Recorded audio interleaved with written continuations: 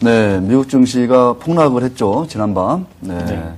더블딥 우려가 이제 현실화되는 거 아니냐, 이런 얘기까지 지금 나왔습니다. 루비니 교수는 임박했다. 그렇죠. 유로존, 미국의 더블딥이 임박했다. 이렇게 단정적으로 지금 얘기를 하고 있는 상황이고요. 이 영향으로 지금 아시아 증시도 뭐 가장 지금 많이 빠지고 있습니다.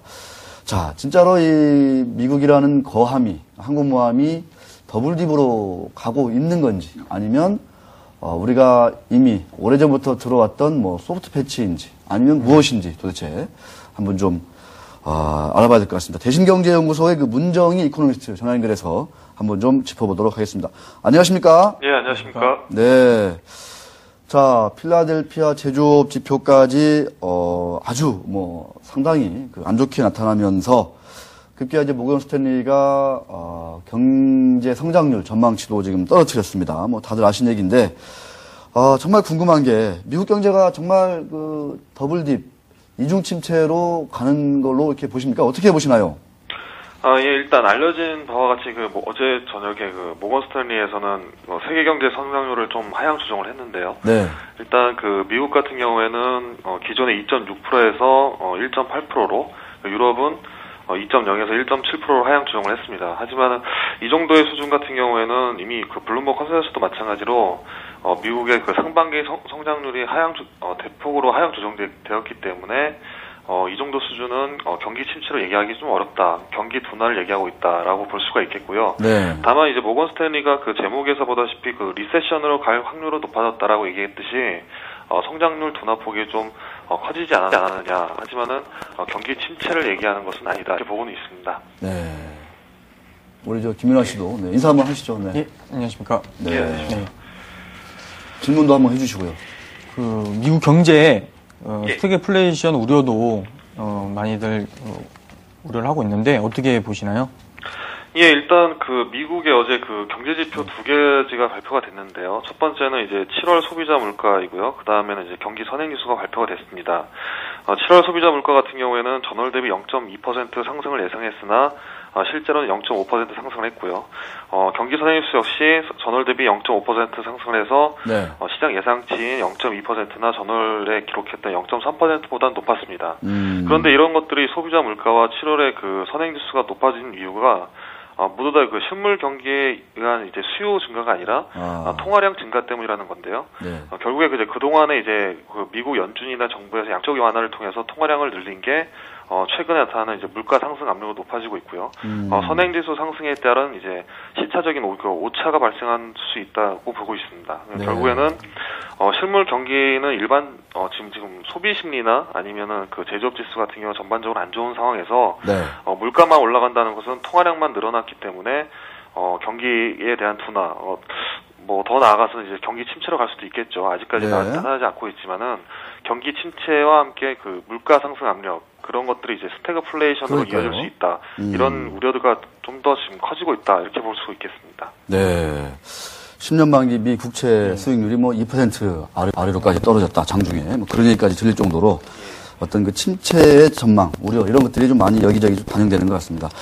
자, 이제 미국 금융당국이 어제는 또 유럽에 있는 은행들의 어떤 건전성 이런 것들을 한번 주시하겠다 이렇게 하면서 유럽계 은행에 대한 불신까지 이제 표출을 하고 있는데 시장에서는 미국 은행들은 그러면 건강한 거냐 또 이렇게 반문을 하고 있는 상황입니다. 정말 이러다가 리먼 브라더스 파산 이후처럼 글로벌 금융위기가 재현되는 거 아니냐 이런 좀 최악의 공포심까지 좀 일각에서는 좀 나타내고 있는데 어떻게 보시나요? 예, 일단 전일에 나타났던 이슈 중에 하나가 미국 연준에서 유럽계 은행에 대한 자금 상황을 조사할 것이라고 얘기를 했는데요. 이미 지난주에도 얘기했던 유럽계 은행 중에서의 소시에테 제네럴에 대한 파산 우려가 있었고요. 지금 최근에 보면은 미국의 금융 산업에 있어서의 유럽계 은행에 대한 자금 상황이 상당히 안 좋아진 것으로 지금 예상은 되고 있습니다. 그런 것들이 유럽계 은행들의 자금 조달이 어려웠던 이유가 유럽 자체에서의 자금 조달이 어렵기 때문에, 그러니까 결국에는 이제 유럽발 재정 위기가 아직 확산되지 않고 있다라는 거 볼 수가 있겠고요. 네. 아직 그 미국에 대한 그 은행에 대한 건전성 같은 경우는 정확하게 지금 발표되지 않고 있지만 결국에는 이제 그 예전에 그 미국계 투자은행이었던 리만 사태가 유럽에서 촉발되는 것이 아니냐. 그러면은 결국에는 유럽계 은행의 자금 손실 그리고 신용 경색 네. 결국에는 미국으로 이어지면서 미국계 은행의 신용 경색으로 이어질 수 있다는 점에서 제2의 리만 사태가 가장 우려되는 모습입니다. 네. 유럽 같은 경우에 국채 만기 도래하는 금액이 많은데 예. 국내에 들어와 있는 유럽계 자금 추가 이탈 가능성도 있는지 좀 짚어주십시오. 예, 지금 현재 상황에서 유럽의 그 9월 국채 만기가 가장 우려되는 모습인데요. 네. 일단은 그 9월 피그스 국가, 그러니까 남유럽 재정위 국가의 전체 그 채권 만기 도래액이 약 780억 유로에 달합니다. 야. 이 가운데서 이탈리아 국채가 약 688억 유로로 한 80% 이상을 차지하고 대부분이죠. 있습니다. 네. 예. 뭐 물론 지난주에 이제 22에서 이 스페인과 이탈리아 국채를 약 220억 유로를 매입을 해줬지만은 일단은 9월달에 이탈리아 채권 만기 도래액을 갚아줄 수 있을지는 의문이 되고 있고요. 문제는 이제 그 국내 자금 시장에서 약 38%가 유럽계 자금이라는 점입니다. 결국에는 유럽계 그 이탈리아 문제, 9월달에 이탈리아 국채 만기 도래가 어떻게 될 것이냐, 22억 과연 갚아줄 수 있느냐, 그렇게 안 된다면은 유럽계 은행 산업에 대해서의 그 신용 경색 문제, 결국에는 국내 자금 시장에서 유럽계 자금의 회수가 나타날 수 있지 않느냐 이렇게 네. 예상되고 있습니다. 그렇군요. 다행히 이제 금감원에서는 현재 그런 문제들을 좀 잘 파악하고 있는 것 같고요. 네. 만반의 준비를 갖추고 있다고 밝히고 있고 지금 현재 그 외화 유동성 비율 같은 경우에는 지도 기준인 85%를 넘어선 이제 100% 정도를 달성되고 있습니다. 네. 그러니까 현재 상황에서 국내에서의 외화 유동성 문제는 크게 나타나지 않을 것 같다. 하지만은 자금 경색이라는 문제가 금융시장 전반적으로 나타날 수 있다는 점에서는 다소 경각심을 가질 필요가 있다. 이렇게 보고 있습니다. 네. 자, 다음 주 FRB 연준이 이제 정례회의를 합니다. 미국 경제, 글로벌 금융시장 상당히 안 좋기 때문에 3차 양적 완화 뭔가 이 언급이 나오지 않겠냐 이렇게 기대하는 분도 있는데 오늘 아침에도 연준 그 이사들 코멘트를 보니까 주식시장 투자자들을 위해서 연준이 돈을 푸는 그런 일은 없을 것이다. 또 이런 얘기도 했거든요. 자, 3차 양적 완화 QE3 시행 가능성 어느 정도로 좀 보시고 시기는 좀 언제쯤 좀 예상할 수 있을까요? 예, 일단 26일 날 잭슨홀 컨퍼런스가 있는데요. 네. 작년처럼 이제 과연 이번 잭슨홀 컨퍼런스에서 3차 양적 완화 발표될 것이냐. 예, 지금 현 상황에서는 금융시장이 더 안 좋아진다면, 그러니까 신용 경색 문제가 더 나타난다면은, 발표될 가능성도 있습니다. 하지만은, 네. 만약 그 정도가 아니다라고 한다면은, 발표될 가능성은 별로 크지 않다고 보고 있고요. 지금 이제 가장 큰 문제가 이제 신용 경색으로 가느냐 문제인데, 네.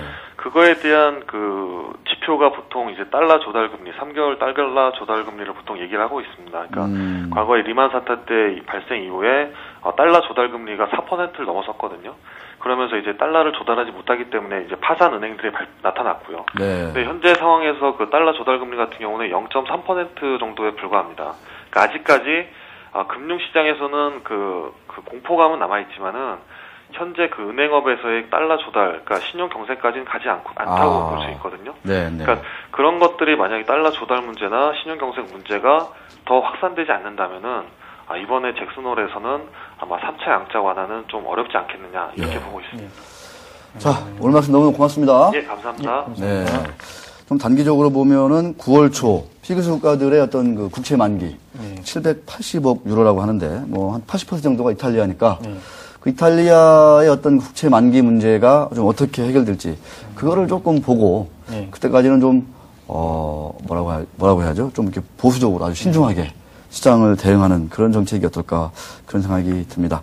신용 경색으로는 가지 않을 것이다. 그래서 26일 잭슨홀 컨퍼런스에서는 QE3에 대한 3차 양적 완화에 대한 언급이 지금 상황에서는 가능성이 그렇게 높지 않다. 이렇게 대신경제연구소 문정희 연구위원께서 정리를 해 주셨습니다.